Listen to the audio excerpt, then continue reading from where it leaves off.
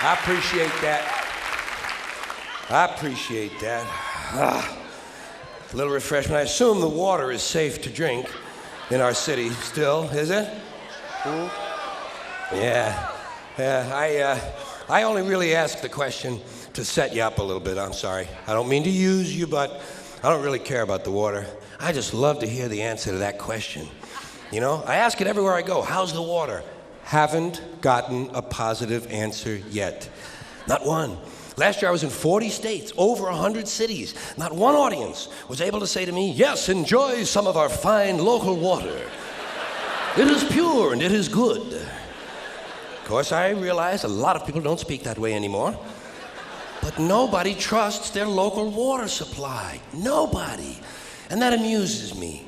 I like that.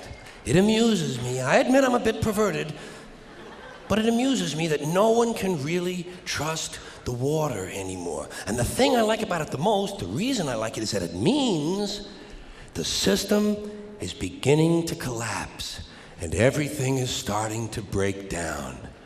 I enjoy chaos and disorder, not just because they help me professionally. It's also my hobby.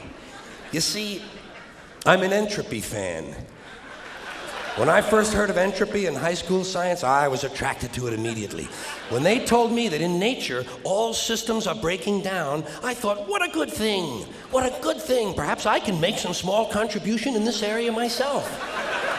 And of course, it's not just in nature, in this country. The social structure, just beginning to collapse. You watch. Just beginning now to come apart at the edges and the seams. And the thing I like about that is that it makes the news on television more interesting, makes it more exciting, makes the TV news more fun. I watch TV news for one thing and one thing only, entertainment. That's all I want from the news, entertainment. You know my favorite thing on television? Bad news. Bad news and disasters and accidents and catastrophes. I'm looking for some explosions and fires. I want to see shit blowing up and bodies flying around.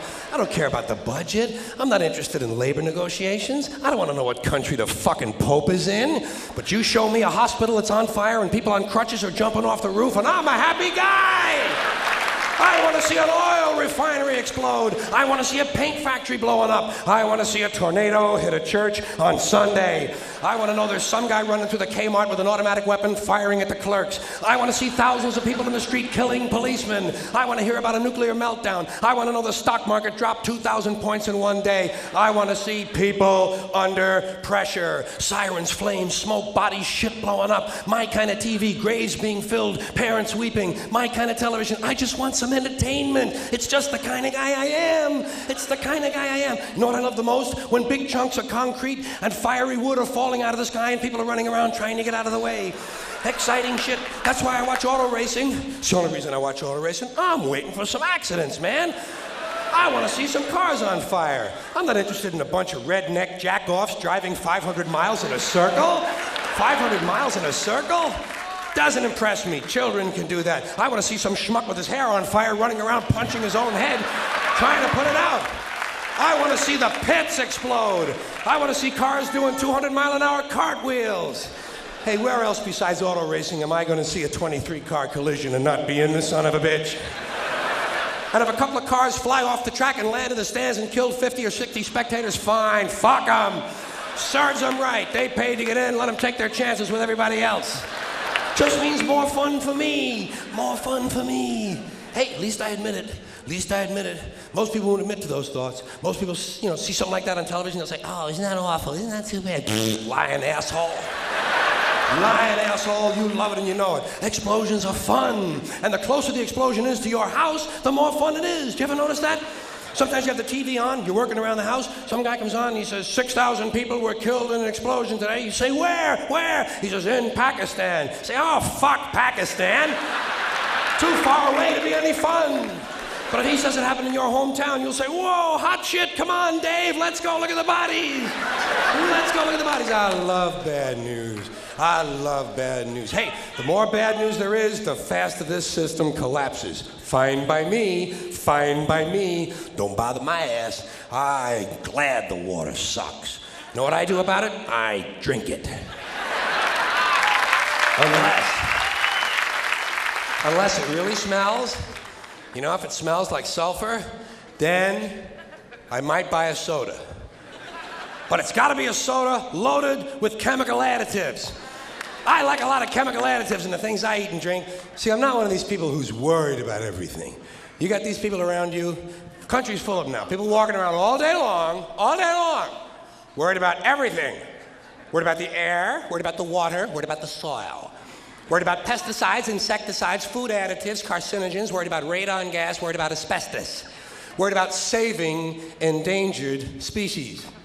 Let me tell you about endangered species, all right?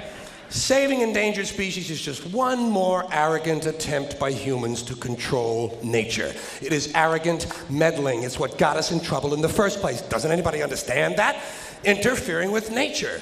Over 90%, way over 90% of all the species that have ever lived on this planet, are gone. Whoosh. They're extinct. We didn't kill them all. They just disappeared.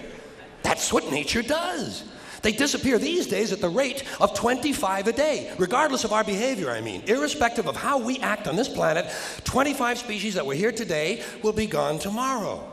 Let them go gracefully. Leave nature alone. Haven't we done enough? We're so self-important. So self-important. Everybody's gonna save something now. I'll save the trees, save the bees, save the whales, save those snails.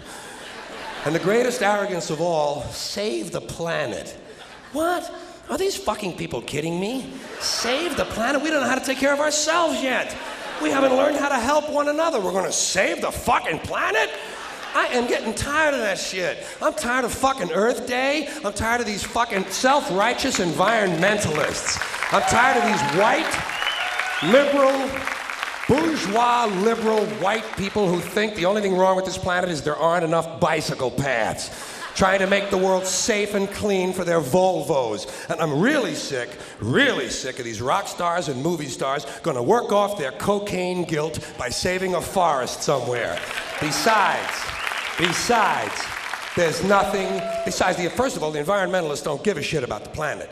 They don't care about the planet. Not in the abstract, they don't. You know what they're interested in? A clean place to live. Their own habitat. They're worried that someday in the future they might be personally inconvenienced. Narrow, unenlightened self-interest doesn't impress me. Besides, there's nothing wrong with the planet. The planet is fine. The people are fucked. The people are fucked. Compared to the people, the planet is doing great. The planet has been here for 4.5 billion years, all right? 4.5 billion. We've been here, what, 100,000? Maybe. 200,000? Maybe. And we've only been engaged in heavy industry for a little over 200 years. 200 years versus 4.5 billion. And we have the conceit to think that somehow we're a threat, that somehow we're going to put in jeopardy this beautiful little blue-green ball that's just floating around the sun. Planet has been through a lot worse than us for a long time. Been through earthquakes, volcanoes, plate tectonics, continental drift, solar flares, sunspots, magnetic storms, the magnetic reversal of the poles, bombardments for hundreds of thousands of years by comets and asteroids and meteors, sandstorms, erosion of all kinds, cosmic radiation, worldwide fires, worldwide floods, recurring ice ages, and we think some aluminum cans and some plastic bags are going to make a difference? Planet isn't going anywhere. We are. We're going away. We're going away. Pack your shit, folks. We're going away. And we won't leave much of a trace either. Thank God for that. Maybe a little styrofoam.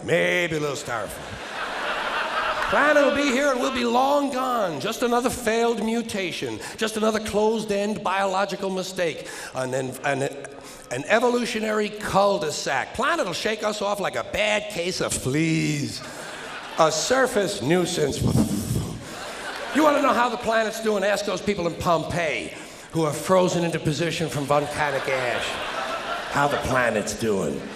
Want to know if the planet's all right? Ask the people in Mexico City or Armenia or 100 other places buried under thousands of tons of earthquake rubble if they feel like a real threat to the planet this week. How about the people in Kilauea, Hawaii, who build their homes right next to an active volcano and then wonder why they have lava in the living room? Planet is going to be here a long, long, long time after we're gone, and it will heal itself. It will cleanse itself, because that's what it does. It's a self-correcting system. The air and the water will recover. The earth will be renewed. And say, if it's true that plastic doesn't degrade, well, the planet will simply incorporate plastic into a new paradigm, the Earth plus plastic. The planet doesn't share our prejudice towards plastic. Plastic came out of the Earth. The Earth probably sees plastic as just another one of its children.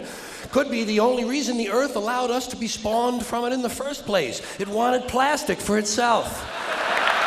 Didn't know how to make it. Needed us. Could be the answer to our age-old philosophical question, why are we here? Plastic. Assholes.